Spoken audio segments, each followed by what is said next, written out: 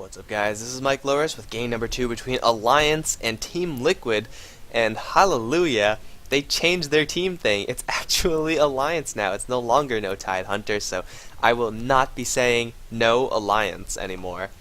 It won't happen. It's just going to be Alliance. Since everything I see, it's going to be A, stand-in, Alliance, everywhere. Everywhere is Alliance. And there's no more traces of No Tide Hunter, so the transition has fully been made.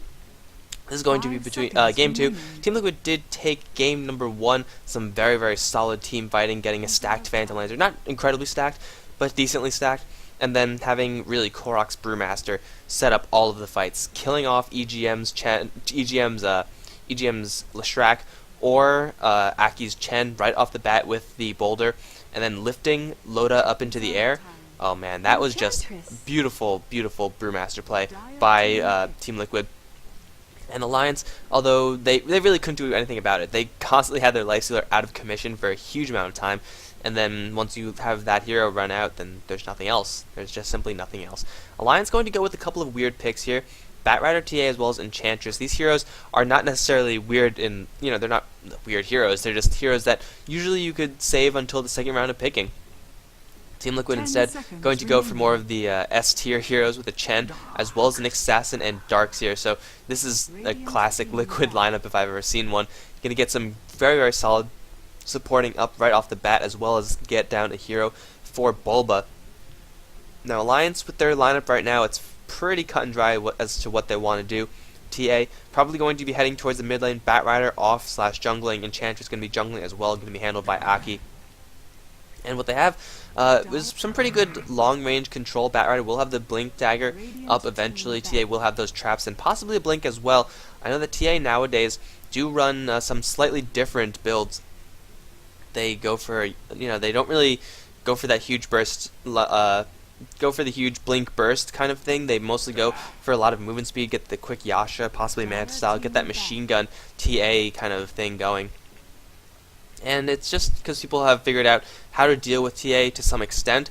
Liquid, the only thing that they have to really deal with her right now is the Ion Shell, which is going to just shred through that refraction. They do have a stun, however, so that is going to help them in incredibly large amounts. And more bans, more bans, more bans. I'm talking about something else. It is going to be Team Liquid mostly focusing the support bans from Alliance. And Alliance kind of going towards the support as well. They're going to get actually a pretty good mix. Shadow Demon mostly, no, I don't really know why Shadow Demon, possibly because Liquid can run that Nyx Assassin in the solo mid lane, but Brewmaster as well as the Lone Druid, it's more likely that the Nyx Assassin as well as Chen are both going to be playing support, and then the solo mid lane is going to be played by something else, probably piloted by Korok. Could still be a Storm Spirit. Korok Storm Spirit is extremely solid. Bane is going to be the pickup from Alliance. So they get a little bit more lockdown. That Enfeeble going to be hurting whatever carry Team Liquid do decide to pick up. Right now it's only going to be TC and Korok who do need heroes to play in this game. But whoever they do pick up, a BKB is not going to be too useful for them. They'll have to face up against a Fiend's Grip as well as a Lasso from the Batrider. So it will be a little bit difficult to actually get in and get the damage done. In the meantime, they're going to be slowed down by Enchantress as well as the TA traps. Surge is going to help a little bit, but the carry is probably going to have a little bit of a rough time, even if he does get a BKB.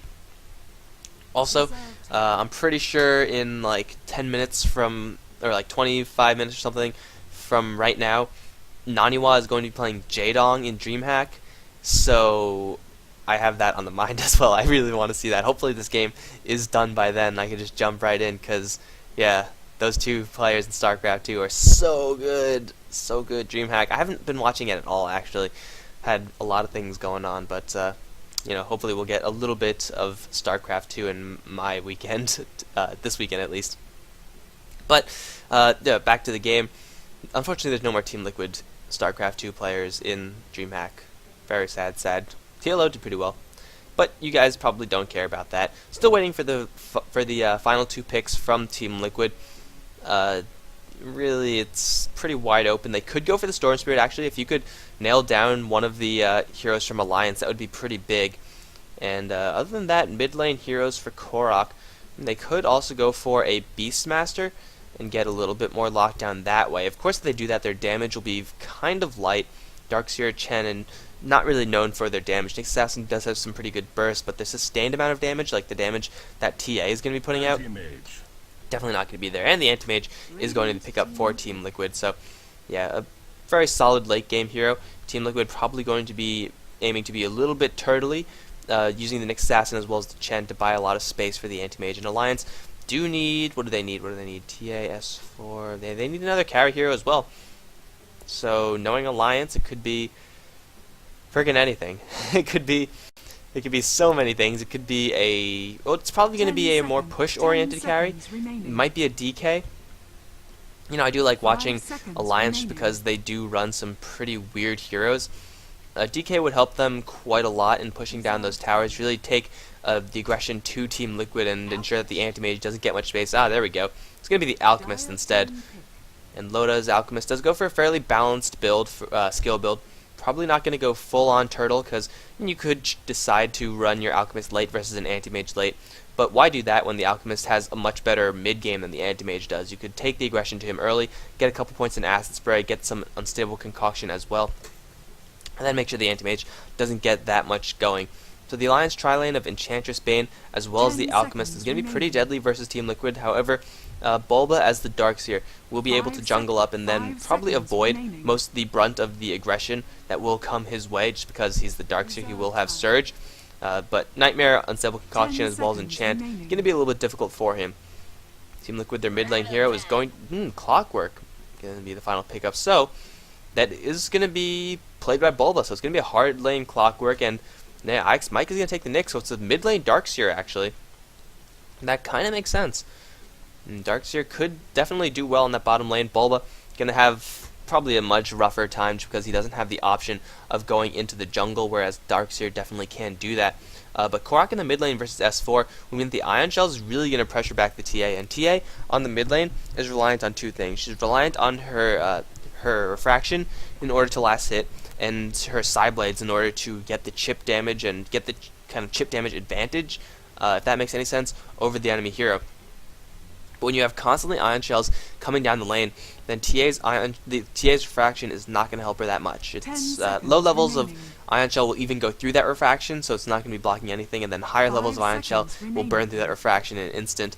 But TA will be pressured back to her tower, and TA, usually if she's up against someone who's really bursty, she'll be just fine just because the refraction will block so much of that damage. But in this situation where she's going to be constantly whittled down and just like take slow burning damage instead of just like blasting damage, if that makes any sense. If that makes any sense. I'm pretty sure that doesn't make any sense at all. Then her low HP is really not going to help her out because TA is a soft hero. If you could block high damage spells with the refraction, she becomes really absurdly tanky, but that's not going to be what's going to be thrown against her. So let's go over who's playing what on the Liquid side. Bulba is on that Clockwork. Korok is going to be mid-laning that Darkseer, although prepped for, yeah, he's probably a mid-lane build, not going to go for a hugely quick bottle. TC farming up that Anti-Mage, IX Mike supporting him as the Nyx, and Fluff and Stuff also supporting as that Chen. They're going to be going up against Ixu on that Bat Rider, going to head towards the top lane. Aki is going to be playing his Enchantress, kind of his sub-signature hero right below the Chen. Never mind about the boss. What's a mini DC? S4 is going to be playing the mid lane TA. 30 seconds to showtime. And where are the other heroes? It's EGM on the Bane supporting Loda on the carrying Alchemist, who is holding on to a lot of his gold. This signifies that, well, not, this is pretty much a I'm going mid build, but not for this particular game. This signifies that he's going to go for a quick hand of Midas, saving as much gold as he can. He really is not expecting any trouble on this bottom lane, so, you know, one tango just in case Liquid decide to pull something weird. But holding 444 gold, even having these tangos funneled to him by EGM, yeah, Loda's going to go for as quick of a hand of Midas as he possibly can. Pretty much, he already does have that Glove of Haste, and maybe he's going to save for that 1400 gold first, although, you know, Gloves of Haste, then 1400.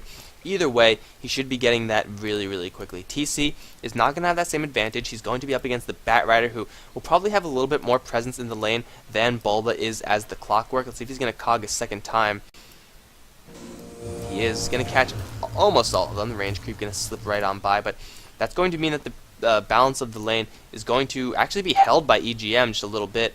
It's going to be a little bit easier for for Bulba, I'm sorry. He doesn't have to worry about ganks coming from over here because he could see them coming. He's going to get a little bit of experience from here, but really don't expect him to do all that much. The concoction being shaken by Loda, going to land onto Korok. Is this going to be a real man fight? Loda's going to do a lot of damage to Bulba. However, Bulba does have more restoratives as well as a stout shield. Loda really can't afford to constantly make trades like that. Bulba will in the end get the advantage.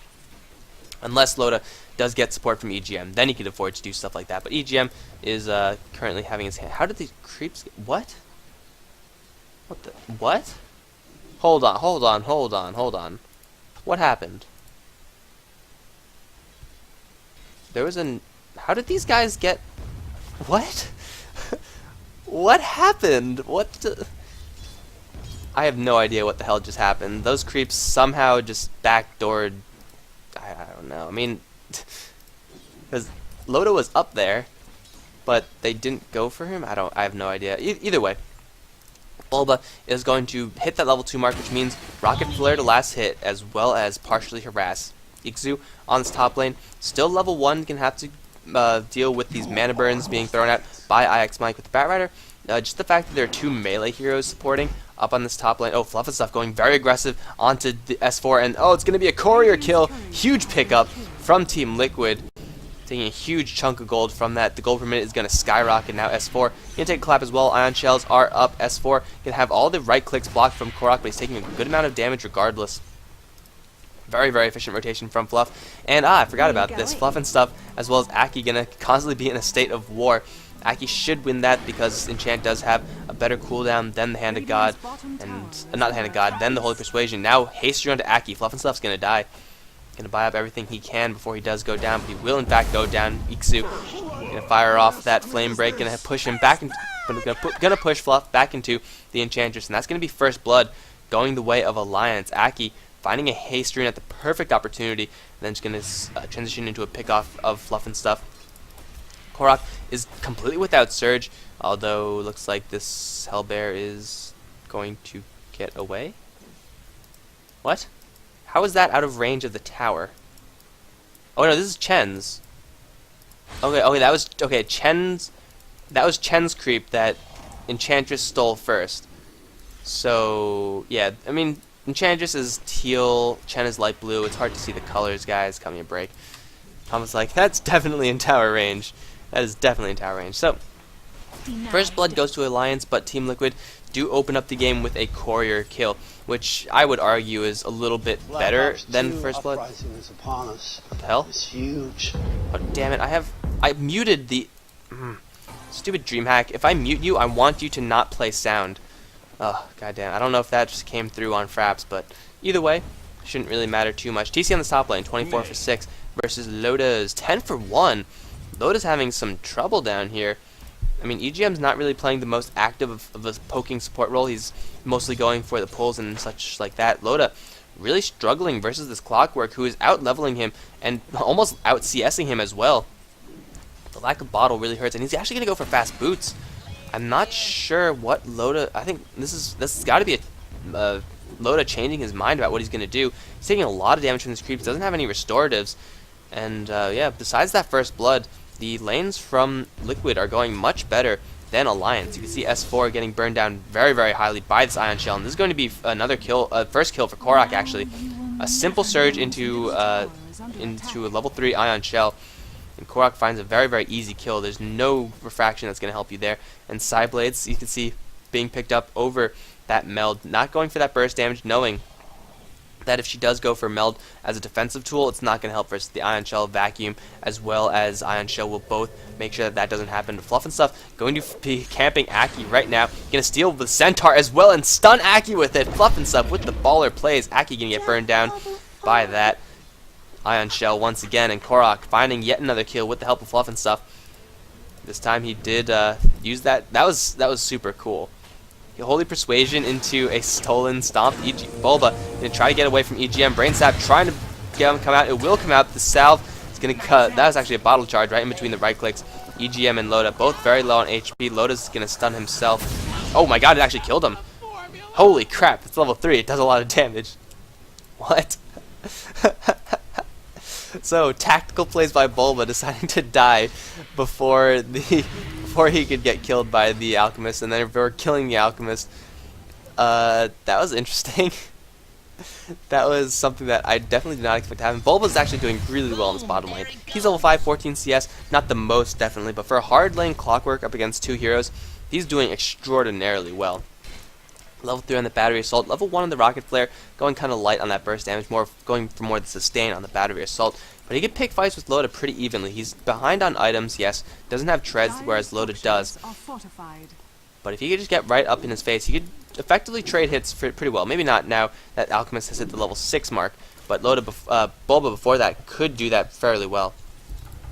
Korok is actually being forced into the jungle for just a little bit, possibly wants to get another item. Yeah, he has boots as well as the magic stick, and that's going to help him against S4, who still hasn't not yet to pick up a point of meld. It's going to hurt his base damage as he is roaming around. This side blade is going to help him a little bit landing that refraction hit. It looks like it's actually going to be a small dive onto Ixu. IX Mike just pressuring them back. The Silent Trap's going to reveal the fact that S4 is here. Where's the damage? Going to go straight for Fluff. No Meld Tower. Fluff stopped taking a good amount of damage. No Impale from IX Mike, but S4 taking a huge amount of damage. Invisibility is going to save him. EGM, though, has returned. Refraction is back up from S4. He's going to use the rest of it to get away. TC trying to use that Mana Void to burn through the rest of S4. The Fraction now is down, but TC is being stolen by that friendly Hellbear from Chen. But in the end, simple rotation from the TA, using that refraction perfectly, keeping yourself alive, and there's no damage over time, kind of burn damage that could go through that. So the refraction charges did hold, and TC not with the most attack speed, IX Mike with no Impale, did lead to 2 very simple kills for Alliance onto that top lane. Fortunately for Liquid, TC did not go down, and he's still farming very, very well. Has Perseverance, almost has his sword for the Battle Fury. Denied. And Ixu is level 5, so he's getting a lot of experience as well. 2 assists definitely going to help, and Fluff and Stuff is now going to DC. Are we going to pause? There we go, we are going to pause. So let's just skip on through this. Item check, probably not going to be... Oh my god. Okay, he came back. There we go. Gold advantage just slightly in favor of Liquid, experience just slightly in favor of Alliance. But so far we have a fairly even game, kind of surprising, considering how the bottom lane for Liquid is doing fairly well. Maybe not so much anymore. Hookshot used by Clockwork. Don't think that hit onto anything. So now Clockwork and Ixu going to be relatively neck and neck. Aki with his rotations have been relatively successful, but getting picked off by that Chen before, slowing him down a little bit. Although Chen with very aggressive roaming, not getting the most levels, he's going to be outstripped by that Enchantress. IX Mike now in trouble. He can drop an Observer Ward, but he's now in a little bit of trouble. Here comes EGM with a Fiend's Grip, cancelled off by IX Mike. Beautiful Spike Carapace right there. He's going to get a 2-man Impale, S4 as well as the Troll, but IX Mike is going to die regardless. An effective rotation coming up from Alliance. They did use the Fiend's Grip and got a kill from it, even though it was cancelled. We'll count that as a successful gank from Bane, even though he really didn't do much. Aki can put a little bit of hurt onto this tower. Only 1 troll, and it probably isn't going to bring this tower down, especially with Korok returning to this lane with a soul ring as well as a bottle. He will burn down this creep wave unless S4 has a little bit of something to say about it. It should not happen. Although double damage, this tower is going to drop actually. Double damage really helping out. Hookshot in, coming in from Bulba. Gonna catch onto Aki. Here comes a Fluff and Stuff creep as well. That Stomp nowhere near anything. That was actually Aki's creep that it belongs to. Bulba will pick off the Enchantress, and Korok getting warded away by S4. That double damage still being huge for S4. Impale is going to slow him down, and Clockwork is going to get out of there alive. S4 taking a good amount of damage. EGM has returned to this fight. S4 just gonna get right click down. Needs another Ion Shell or something. Huge damage onto IX Mike. Doesn't have anything left to escape from this, and S4 still with that double damage rune, doing so much damage. Plus 80. And plus 180, 68. My lord, this TA is doing some damage with that double damage rune. Going to, in the end, take down the tower as well as a couple of Liquid heroes. So this game, Alliance starting off a lot better. It looked a little bit rough with Loda having a tough time on this bottom lane, but he has since recovered. Now the golden experience is going to show a lead for the Alliance side. 2,500 gold for Loda. I expect to see a quick Shadow Blade. If it was anything else, it probably would have been purchased up already, such as a Battle Fury or a Maelstrom or a Hand of Midas. It could still be a Radiance, which wouldn't be too bad. Radiance is typically not favored these days as opposed to the other items that Alchemists can in fact get. Good stacking from Loda, actually getting a double stack. 2 double stacks, I guess. He might be going for a Radiance though. He could get it in like 12 minutes with the Relic. with only level 2 Greevil's Greed as well, so could have gotten it pretty much already if he had the additional points into this passive. But he will just farm up a couple of stacks with the help of Aki, who unintentionally took most of them. But there's going to be a large amount of gold, and in the meantime, there's a huge engagement going on. Bulba hookshotting in onto Iksu. He's stuck in that cog, and he will be popped by the Anti-Mage ultimate. Liquid rotating a bunch of heroes at the top lane, actually all 5. They want this tower dead. They should be able to get it as well. Chen, how many creeps does he have? He has 2, both the Wild Wings. Actually going to prep with first Tornadoes. Mike looking for an impale onto S4, just using those Tornadoes to push back the push back the creeps, slowly start to take away at the HP pool of the TA. And then with another creep wave coming in, they should be able to take down this tower. However, they're spending a lot of time to do so. This is a huge investment for Liquid. And Korok actually going to abandon ship. Going to send some ion shells down the bottom lane where Aki, as well as Loda, starting to push that one out. But here's another creep wave. Tornadoes keeping everyone at bay. Bulba going to set up some cogs as well. And S4 really can't do anything about this. Fortification will slow him down. EGM's coming in. Blink Dagger in is on S4. He's going to get a lot of damage returned to him, although blocked by Refraction. Nightmare going to get passed back and forth. The Wild Wings will be the ones to drain the rest of that time out, but here comes Loda with a Shadow Blade completed. Has that concoction, going to chuck it at Fluff. Huge damage onto that Chen. He does have Hand of God, but he's not going to be able to get it off. He will in fact die. Batrider, Firefly looking for more. Not going to find anyone. So in the end, Liquid don't get the tower and lose Fluff and stuff. So Alliance taking a much better game this game than they did in the last, where this game everything's working for them. TC to Liquid's favor, I guess, is almost at his Battle Fury. Just needs another 200 gold, and then he will have that item completed. Ike's Mike at the level 6 is now looking for blood. Loda very hard to kill, and Iksu fairly difficult to kill as well, although I think Ike's Mike should be able to do it with the Impale as well as TC's ultimate. Yeah, Iksu's going to die. Flame Break's going to push them back, but it's not going to matter. Bane in the meantime getting a Fiend's Grip kill onto Korok, so it is a 1-for-1 trade. Hard lane for hard lane. Even trade there, although it was Anti-Mage picking up the kill on this top lane, and will give him enough gold for Battle Fury. 12-minute Battle Fury onto this Anti-Mage, and it was, you know, EGM and Aki splitting the gold and experience from that one, so who got the kills is going to favor Team Liquid in that, although really it's not that a big deal. The Anti-Mage is going to start getting his farm accelerated now. We'll go for Power Treads, Yasha into Manta style most likely. Alliance, but they are buying a lot of space for this Alchemist. And as I said before, Alchemist really does favor these balanced builds. Now going to go into a little bit of Acid Spray, not hugely farming. TC, huge burst damage from S4. Hand of God, a little bit too late actually from Fluff. Yeah, that Anti-Mage is still really soft, and using that Shadow Blade, Loda doing some heavy roaming on the Alchemist. Notice this from Alliance, is that usually when you think of Alchemist, you think, hey, Greevil's Greed, I'm going to get a lot of gold. But not this Alchemist. He's being very aggressive with Unstable Concoction, getting Acid Spray as well. He's doing a very heavy roaming and as well as roaming ganking sort of Alchemist. Kind of similar to how TA is played. Like, you could play TA as a carry and just farm up, but she does a lot of roaming around the map, and Alchemist kind of accomplishing the same thing, except with a little bit more hard disable. Using the early gold advantage, not to carry himself into the late game, but to increase his mid game, which is a very interesting concept to think about, and it's actually working out really well for Alliance. Has worked out really well for them in past games as well, and so far it's working out for them this game. So, you know, all credit to them. And oh, Liquid, Buckler on Korok. Looks like there has been a little bit of miscommunication. Armor is definitely going to help him just a little bit, but they are building the same item. Ike's Mike, though, here he comes with the Vendetta. Going to be completely spotted out by the Alliance side. Instantly, the invisibility is popped by Ike's Mike. Wants an impale on someone. Hookshot. Going to bring Bulba straight onto Ike's Mike, but everyone from Alliance is going to get out of there. S4 going to poke them back as well. Looking for an impale. Will find it, however. Here comes Loda, chopping down Nick's assassin, doing some pretty heavy damage. Is there a blink forward from S4? No rotation coming in. Aki is going to run into TC. It's going to be cogs up from Bulba. There's the Fiend's Grip. Charging up that stun as well. Bulba is definitely going to drop from this one. Aki getting the last hit on that, and everyone else from Liquid forced to back away. Where's TC, actually? He is just jungling it up, not a care in the world. But now Alliance have all but one onto this top lane. Batrider still looking for his Blink Dagger. Does have enough gold for it now. Iksu will be able to initiate those fights along with the Shadow Bladed Loda and the Blink Dagger S4. And Alliance are looking very, very good this game over Team Liquid. Really, the only thing Team Liquid have that's working for them is a mech finish now up on the Chen, as well as TC, who has that Battle Fury. Looks like they're going to go for big smoke gank onto this mid lane. EGM and Aki, though, going to pass right by. They do know where TC is, or they seem to know where he is.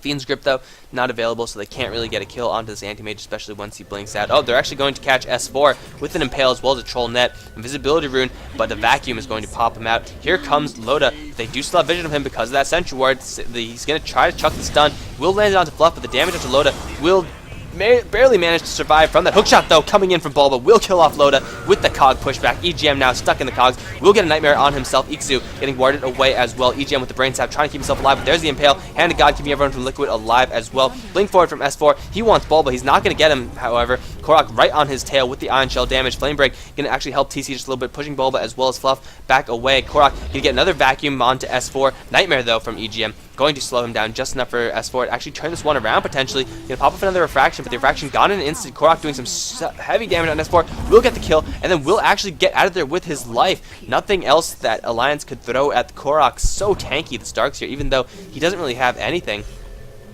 Playing like an absolute baller.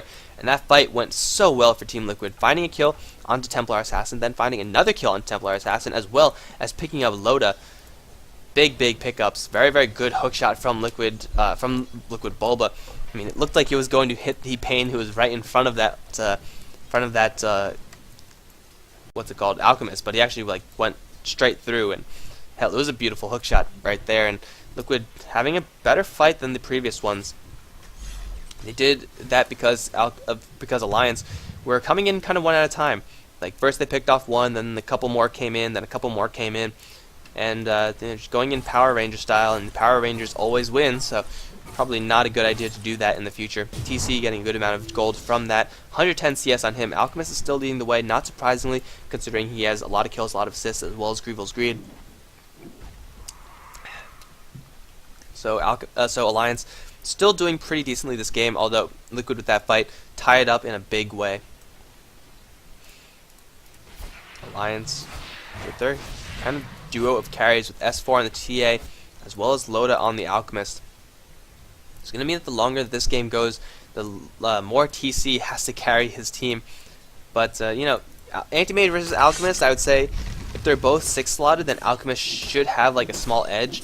It depends really on the bashes that are inevitably going to be coming up. But adding S4's damage to that as well, Liquid are going to have to support very well in order to make sure that they have this late game. A huge tool for them will be this Wall of Replica, as well as the ganking potential, the pick-off potential from the Nyx Assassin. It will help in their late game, but if this game goes for too long, then Alliance, they're just going to get really big. And like a stacked Alchemist, stacked S4 TA, you really don't want to deal with that. Even though S4 doesn't really have too much right now, she actually just has a Blink Dagger, Power Treads. Yeah, Loda has a lot more gold than S4 by a lot. But IX Mike looking for someone.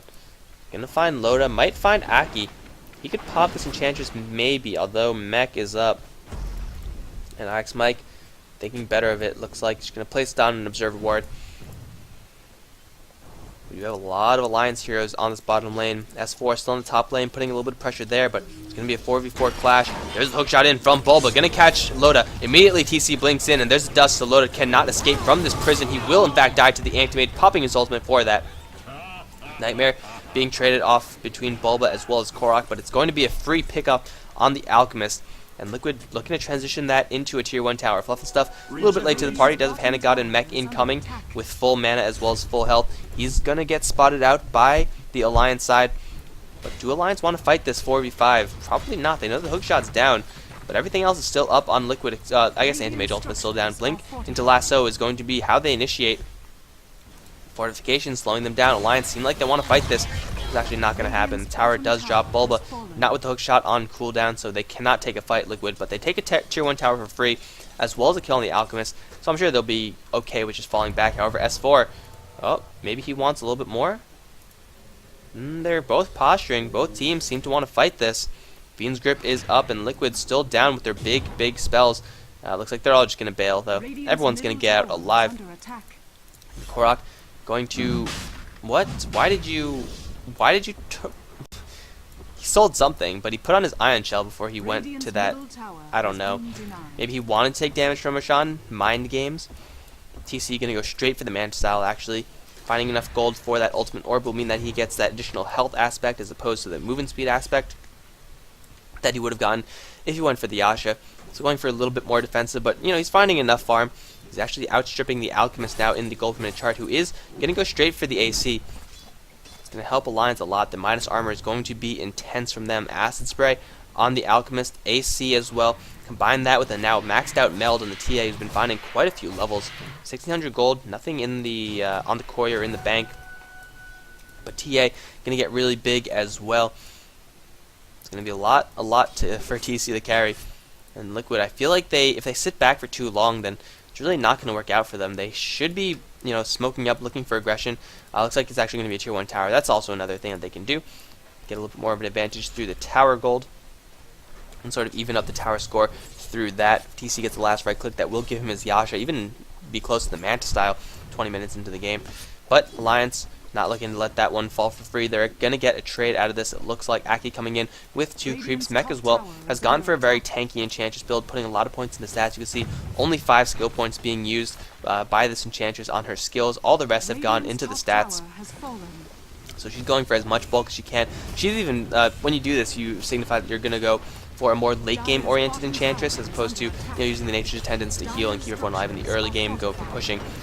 IX Mike possibly going to get lassoed in. Yes, he will. And I don't think IX Mike can escape this. He's going to Vendetta, and there's no True Sight. Alchemist is going to be forced to stun himself as well. Let's see how much damage this does. Not too much with the Chemical Rage, but we do have TC Ion Shell. They're looking for anyone they can find. They do see Templar Assassin. Where's the hook shot in from Bulba? Ooh, Vacuum going to miss. And Bulba, hook shot not being used. A little bit out of range, maybe? Although hook shot's range is pretty freaking huge. That range. But everyone is going to get out of there after successfully taking down the tier 1 tower. Bulba can get some residual farm out of this. TC in a little bit of trouble, going to blink out of there, and the concoction will still land, actually. It didn't get disjointed. No big deal, however. We'll regenerate that one pretty quickly. And Alliance looking to make another push happen. It was, in the end, a tier 1 for a tier 2 trade. So Alliance still getting a slightly better end of this stick, although still with less than a 2,500 gold experience advantage in this game. I keep on pressing the wrong button. This is going to mean that this game is still fairly even. Korok actually going for a 4-staff. Wants to help whoever is stunned by the Alchemist to actually get out of there and hopefully kite Loda just a little bit more in those fights. But the AC is now up. Oh, wait, no. Is it? Yes, it is now up on Loda. So the big auras will be there. It looks like Liquid possibly gearing up for a Roshan. Anti-Mage, though, has completed his Manta style. So the items are coming up for both of the hard carries from each team. Alchemist a little bit behind Anti-Mage in his gold per minute chart, but with that AC giving him that additional attack speed as well as that armor swing will mean that his farm will increase by a whole lot. TC's siege potential is a lot better than the Alchemist, however, so if it does come to that, then constantly sending illusions up to the front lines will be a little bit difficult for Alliance to deal with unless Alchemist finds a little bit of AoE with a Mjolnir or a Battle Fury or something like that. Although, it's definitely not Phantom Lancer-esque levels of siege right there. Push onto the tier 2 tower will be met by another push onto the tier 2 tower, so it's going to be a tier 2 for a tier 2. Although it looks like Alliance going a little bit faster. AC not even being used there, but they will have enough damage, each team will, to bring down these each side. Let's see, Darks here taking one, S4 taking the other. And they're actually going to push the tier 3s. Liquid, oh, they got to get back like right now. Mass teleportation's coming back, and they are going to defend their tier 3s. Alliance, just with the small poking up of that hill, forcing a lot of TPs out from Liquid, whereas they themselves don't have to spend that additional gold. They could walk back. Although they are going to TP back, or at least one of them is going to TP back. They're forcing a lot of gold out from Liquid just by slightly threatening the tier 3. And, I mean, they just were up there for, like, what, 5 seconds max? And this tower is very, very damaged, like, considering how much time Alliance actually considering how much time they actually spent on the high ground. That tower took a lot of damage. Big smoke up from Liquid, however. They want to get a kill onto Loda. If they can, that would be a huge pickup, but it looks like they are, well, thinking about going south. They will go south. Loda, though, seems to smell something coming. There is an Observer Ward for Alliance, but they did not see the smoke. Looks like they do smell something coming, however. They're going to hug the tier 2s. They could dive this Liquid. It could be a little bit risky if they do so. Looks like they're just going to abandon that and try to get another tower. So far, though, the majority of the towers that Liquid have been taking have been in trades, so that they don't have to really, they could afford to avoid the 5-on-5 clash with Alliance. And look, I mean, their 5v5 fighting was gonna get a little bit better, especially if Darkseer gets this level 3 on the wall of replica up, which will help him an incredible amount. It's gonna be one of the best tools, as I said before, in the Alliance, in the 5v5 fights versus Alliance. Hand of God will also help as well, but Fluff and Stuff only level 10 on that Chen, so the Hand of God is still only level 1. You need that additional 100 HP. Probably not going to be the huge difference, but the cooldown does get reduced, right? Yeah, cooldown reduced by 10 seconds. Not the biggest factor either. But hey, more health is more health, and every little bit counts, because that's 100 HP amongst all your 5 heroes, so that's 500 HP difference. That's a lot of HP. He will find his level 11 most likely on this middle lane, whereas TC still in this top lane, farming it up, 2100 gold on the anti-mage, still having a farm advantage over this alchemist, who's been moving around quite a bit with his team, not getting the amount of time to just sit there and AFK free farm. But now he's doing some pretty heavy damage. He doesn't really have any, what I would call damage items. Most of these are used for the utility, for the defensive purposes, but still doing some very, very heavy hitting with the minus armor in the acid spray, as well as the minus armor from the AC. So Loda starting to get really big. It's probably going to be a Basher, I want to say, up for him next. He will be level 16 shortly enough, so he's going to be okay on the health department, having huge health and health regeneration as well. So yeah, the Basher would probably be good. Anti-Mage sitting at 2800 gold. Going to be spotted by Ixu. Going to actually blink straight forward into a Firefly. Anti-Mage playing with fire a little bit, both figuratively and literally, because there's a TA with a Desolator as well as a Lasso Batrider on the other end. And that minus armor is going to be so intense. Let's actually take a quick armor count. -6, -8, so -14. Then a -20, 25, -25 armor onto one target. And what is that? One target. Okay, it's going to be only it's only going to be -11 armor onto everyone, but still. -11 armor onto everyone? That's insane! With an initial 9 armor being taken down onto one target, it's most likely going to be the anti-mage, and he will have a lot of health. He is going to go for that Heart of Tarrasque. I think this is the correct decision for TC. Just needs to survive, needs to outlast the likes of Alliance, so that the illusions from the Wall of Replica can do a lot of damage. But still, yeah, it's a lot of minus armor onto the Alliance side. I don't think anyone else has any minus armor. I don't think there's any other way to get minus armor, actually. Unless Alchemist himself wants to go for another Desolator. The buffs will not stack, but if they're attacking different things, then, well, there's going to be minus armor galore. TC still farming up, and really both teams just farming up right now. TA starting to get some really big items. Liquid, I think an Aghanim Scepter would be probably the best item for Korok to get. He's holding a Plate Mail, so possibly a Shiva's Guard, which will also help quite a bit. That minus attack speed will cripple the Alchemist. I mean, well, it won't cripple them. It'll hurt the Alchemist's damage output as well as the TA's damage output. And in that sense, it'll give survivability to the entire team. I feel like, though, Aghanim Scepter will really turn around the Alchemist's farm as well as TA's farm back at them a little bit more. We see a big smoke up now from Alliance. They want to go for Ix Mike as well as Bull, but Ix Mike can easily get Fiend's Gripped or lassoed in. It will go straight in. S4 going to kill him in 2 hits. And Aki somehow taking the kill with his dinky little spears. But it is going to be a free pick there. TC going to run straight into EGM. Pop the Manta Style. EGM going to get burned out extremely quickly. Mana Void as well as a Clockwork hook shot. Going to kill out the Bane. So it is a 1-for-1 trade. Support for support. Everyone is going to fall back. Bull, but looking for more. Doesn't have a hook shot though, so I don't really know what he's trying to accomplish with this. He's got to be careful, because S4 could easily turn around and bring him down, even though TC and Korok are still nearby. Bulba, possibly a little bit risky, but looks like they want to smoke again. Gem is up on Fluff, so they're just going to go for a little bit of map control, possibly go for Roshan. It is going to be Roshan. There is a trap they're standing on, though, so this is going to be turning into a 5v5 Rumble. Bane, though, still not alive, so there's going to be no Fiend's Grip here. And the Alliance looking to get in on this. If they could Flame Break someone to the high ground, that would be absolutely huge, especially if it could be Korok.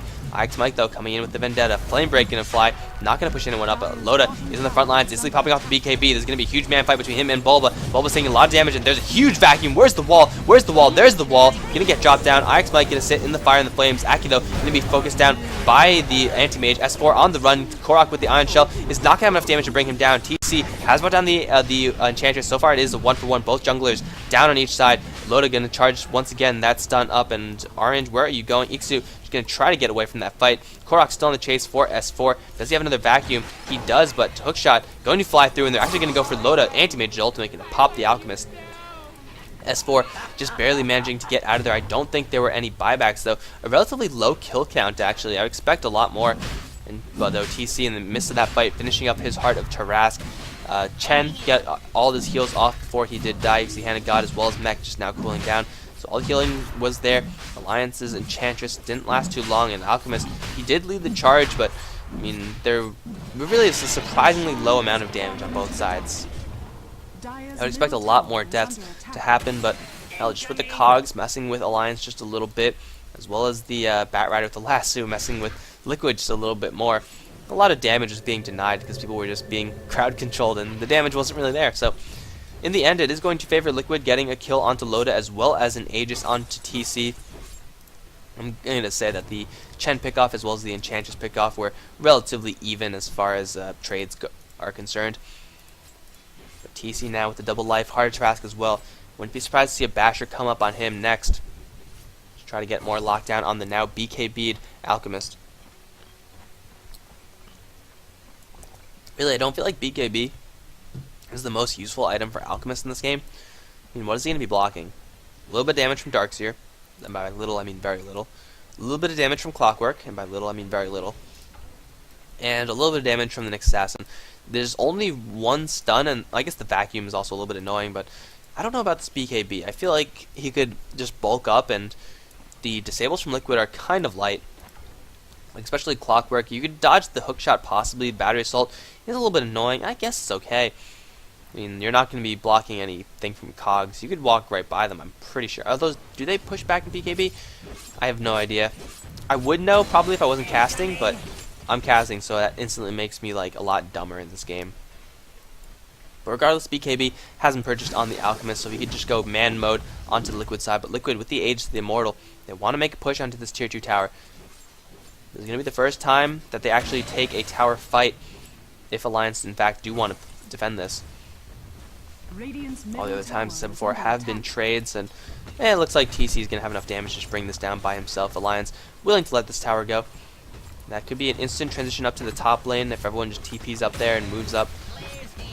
So S4 and Loda on the respective lanes. Here we go. TC just going to breach the high ground just a little bit. And Bulba looking for a hook shot in. Trying to force S4 back. Where's the TP? S4. There it is. Here we go. TC fearless on the front lines. Heart of Tarask as well as Aegis the Immortal. There's the Enfeeble slowing down his damage output by quite a lot. You can't really get rid of this either. Ixu wants to pressure back. TC is starting to stack up a little bit of tar, but the tower slowly getting worked down. TC is fearless right now. Ion Shell's on him, thinning out the creep wave. There's the Manta Style. He's going to try to finish off the rest of this tower's HP. TC going to start to drop really low. She's going to fall back. Wait for about 5 seconds. He's going to be back below. There's the lasso, though, onto Korok. Can they bring this guy down before he gets anything off? He's going to force out that Hand of God as well as the Mech. There's Shiva's Guard has now been popped. Cogs actually not helping Liquid at all. TC going to get Fiend's Grip, and this is going to be the Aegis to the Immortal at the very least. S4 popping off his BKB, going to go for one. Ix Mike down in an instant. TC is going to resurrect because of that Aegis, but the huge Psyblade hits onto Fluff. He's going to be forced to teleport out. The stun is going to land, and Liquid lose 2. They do take the tier 3, which is all well and good, but definitely not a great trade for them. Those Cogs from Bulba. Cogs is such an unwieldy spell. Like if you think about it, whenever you Cog something, it's kind of like they shouldn't really be caught in it just because it doesn't look like it.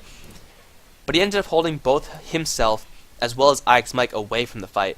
And that actually pushed Loda into the fight somehow. It looked like that isn't what would happen, but that is what happened.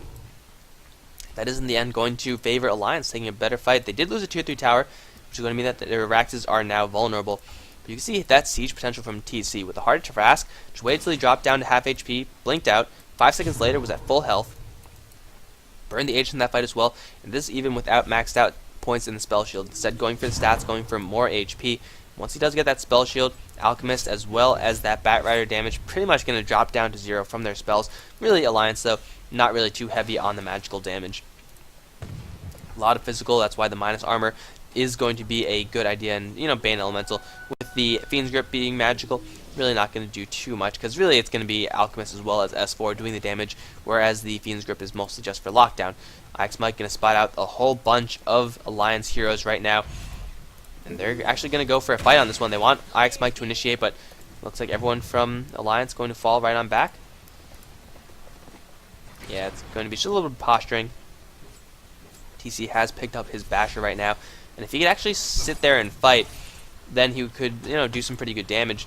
The only problem is that, as said in the draft, Fiend's Grip, Lasso, huge amounts of physical damage. TC's illusions are going to get cleaned up pretty quickly because of that huge minus armor and the spill damage from TA, which you can see messed up Chen really badly. I feel like Alliance, they're starting to get a little bit stronger, although the golden experience still so very close. This is pretty much as close as you can get right now. But then again, Alliance do have 2 carries, whereas Liquid, they only have 1. So as this late game progresses, they're going to slowly start to get better and better in these fights. As the flat values from Liquid start to, diminish in value. Shiva's Guard definitely going to help out Liquid. And it looks like they're going to go for a tier 2 and then try to TP back and defend their tier 3s. Alliance, though, going to push a little bit faster. This tower is going to be brought down, yes. And Liquid, they have to teleport, like, pretty much right now. Oh, Ice Mike doesn't even have a TP. Oh, going to get sent back to the base by Chen. Cool move. Here we go. Tier 3 is going to get breached. Huge minus armor. Minus 11. Just with that Desolator as well as AC. Meld and Acid Spray, unfortunately, don't work on the towers. But Ice Mike possibly looking for a little bit of aggression. Now, they're going to hold the tier 3 after taking on the tier 2. So Liquid do get a little bit of an upper hand there, but now their towers starting to take a little bit of bumps and dents. And everyone from Alliance is going to fall back. Alliance seem to know that they have the better late game, and I would agree with them. The physical damage from Alliance is going to be huge, and although Liquid can purchase up the likes of Ghost Scepters and Force Staffs to try to keep themselves away from the melee range Alchemists and the kind of low range in the TA, it's not really going to be a huge. It's not going to really be big enough because they won't have any damage to really match that. Because Anti-Mage is going to get locked down. That is just a fact. Whether it's by Lasso or Fiend's Grip or hell even both, Anti-Mage probably not going to have the most fun of times in this game. So it's really going to go fall a lot to his teammates who, they have Force Staffs, pretty much everyone does. Oh my god, they have so many Force Staffs. And the Buckler still up on Dark Seer. He's going to go for a Sheep that will help them an incredible amount. But the BKBs are up on Alliance. 8 seconds and 9 seconds, I believe. Yes, 8 and 9 seconds. So the Hex, when it does come up, they should be down at 5 seconds. Aegis will respawn in another 3 minutes. And until then, Liquid just going to roam around as 5. Try to get a little bit of farm rest away from Alliance. But the defensive ward is going to spot out any movement from Liquid into the Alliance side of the jungle. And it's going to be just a battle of momentum at this point. Alliance starting to get some really big items on the Alchemist. 3,200 gold. Is it going to be what I think it's going to be? Because I seriously hope so. I do love seeing that item, and you guys know what I'm talking about. I hope you do know at least. It would be a little bit risky, but now crit on TA. Even if TA was the only carry that Alliance had, I would say that they had at least a shot at this. But having a whole nother hero with even more gold per minute, it's getting a little bit scary for Liquid, I gotta say. They're taking their time, but I'm not sure if they could really afford to be taking their time. Yes, Anti-Mage is a scary late game carry. Those Manta-style illusions will wreck your face off. But Alchemist plus TA, that's a lot. That's a lot to ask for an Alchemist to outcarry. They're just waiting right now, both teams waiting for that next Aegis where the fight will occur. In such tight quarters, I'm not sure who it'll benefit. The Psyblades will definitely be a large factor in that Roshan pit since you'll be hitting multiple people, even though you're not really positioning yourself for it. But at the same time, they will have to worry about a wall of replica on the other end. So I'm not too sure about that. TC now completing his Abyssal Blade. Pretty much maxed out. Will just be Boots of Travel into, I don't know, like crit next. So this Anti-Mage doing a lot of damage, yes. We'll be able to lock down one person even through that BKB. But both teams just posturing, trying to get the map control advantage, trying to get their lanes pushed out. To possibly set up for a Roshan. You can see a good move by Alliance, pushing the bottom lane as much as they can. Knowing that Roshan is spawning soon, but with the TC, a Battle Fury Anti-Mage, you can't really hold creep equilibrium for that long. This is very, very smart from Alliance, though. If they can get a pick off onto this Anti-Mage, that would be huge. Ix Mike going to lead the way. He's going to spot out the Firefly. Iksu going to get the latch onto TC, however. Is he going to get sent back to the base? The Chen will save him. TC, Fiend's Gripted still. That was kind of weird, but they do save TC. That hard Trabask really working well for him. And that Bean's Grip is down. Bean's Grip will not be up for another 90 seconds, and Roshan is going to be up in a lot less than that, so this is going to favor Liquid a lot. Bulba even looking for a retaliation kill right before Roshan happens. If he can spot out anyone, he will get the hookshot out. Bulba, Force Staff looking for someone. Everyone's teleporting out though. But hey, just using a Surge and a Force Staff in order to push everyone that far back, and Roshan now going to be taken solo by TC. Going to be spotted out immediately by a Sonic Trap. This could be a little bit risky. S4 is in the area, but they do have Ikzu, who's way too far away. BKB is almost up on this Bat Rider. Really, Liquid can't do much about it aside from launch and impale. Roshan actually getting stunned up by the Abyssal Blade quite a bit, and the Roshan will drop. TC now just have a double life Alliance. Getting caught out just a little bit with that attempted kill onto the Anti-Mage. Very well done by Liquid to make sure that the Anti-Mage did not fall. Did he even have buyback? I'm not sure if he did have buyback, but either way, oh, TC, come on. Korok, no, you can't afford to use your huge cooldown spell on that. Bulba, looking for the hookshot. Oh! Oh, that was some Matrix level shit right there. They're going to catch a couple of creeps from Enchantress, but really it's not a big deal. And, oh, where is S4? He teleported out. So, that was rather anticlimactic. But here we go, 41 minutes into the game. Liquid with the Aegis on their Anti-Mage. This is going to be their chance to take Raxes. If they wait for any longer, then it's going to be a point where they could try to fight, but it just won't work out for them. At this point, Anti-Mage is the most stacked hero on the map, as well as has the double life. You're not going to get any better than that, really. He's possibly just saving for buyback, but he's capped out at this point, until he loses his Aegis, of course. And Liquid is going to look for a smoke into a Rax push.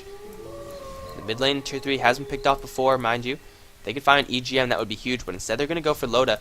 Does he have a TP scroll? He does. He's not going to get picked off, not today. Yeah, he's going to be just fine. Liquid, how much time do they have to make something happen? They have 5 minutes. 5 minutes to push a Rax.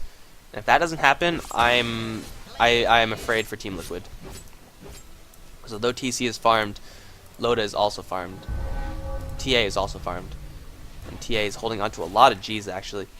Could probably get the Demon Edge, and no, Daedalus is a little expensive. I don't know if she could Daedalus and... no, she can't. Not yet.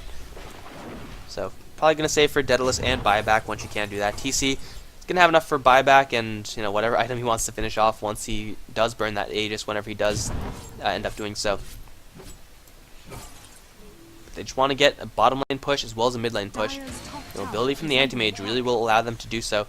See the bottom lane, huge wave from Liquid, whereas a much smaller wave for Alliance. And mid lane is going to be the objective. Already cleaned out the tier 3.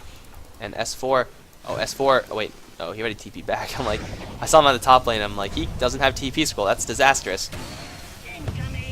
But TC with the heart is going to get pushed back because of that acid spray. Wildskin just going to spot everything out with that tornado. He's going to slow down the range, the creep wave just a little bit, but you know TC kills him in 3 hits, so it's not really a big deal. That Enfeeble though, really hurting TC a lot. And wow, one Psyblade hit, and TC taking a huge chunk of damage there. Now he's starting on the Raxes. Going to blink out of there once again.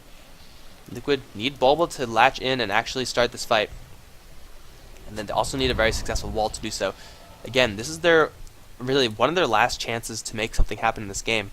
Because unless Alliance start to get really sloppy, which they don't, Alliance don't get sloppy, their late game is just going to overpower Liquid in such a huge way. So, just constant positioning battle right now. Bulba, you could bet that he has his hookshot button primed, and he's just, you know, doing this with his mouse. He's waiting for someone to get a little bit out of position, constantly firing off those flares, looking for a hookshot target. And TC kind of scared about breaching the high ground. Playing a couple of games, going to get enfeebled once again. S4 going to get a little bit of his mana burn. No big deal yet. The mana style has been burned by TC. Waiting for that hookshot still. TC taking a good amount of damage, but he does have the Aegis as well as the Heart of Tarrasque, who is going to be able to come back at full HP relatively shortly. Rocket Flares, hookshot in. Who's he going to get? He's going to get EGM, and there's going to be no Fiend's Grip today because of that battery cell right on top of him. TC going to go to town onto S4. Will not kill him off, but he's still doing a lot of damage. Aegis is going to be burned. Hand of God has already been used, as did the mech, and the wall is up now. And Aki's going to walk straight on into that Alliance, take down the Aegis for free, and that's about it. S4 did get brought down, but he does buy back into this game. And now Liquid, without that age, is forced to fall back. That was a pretty good fight, I guess. I mean, EGM didn't die. Bulba doesn't have any damage. Wall was dropped a little bit too late, however, and Ikzu, you have to deal with that. But Liquid, they lose the Aegis for pretty much nothing. Sheepstick is going to be up on Korok in just a little bit, but the Aegis is down, and that was their real big chance. 5.1k is up on TC, so he get pretty much whatever he wants, still have enough for buyback. It's going to be an AC, actually. Going to try for a little bit more attack speed, wants to get some more, wants to try for a little bit more of a permabash kind of thing.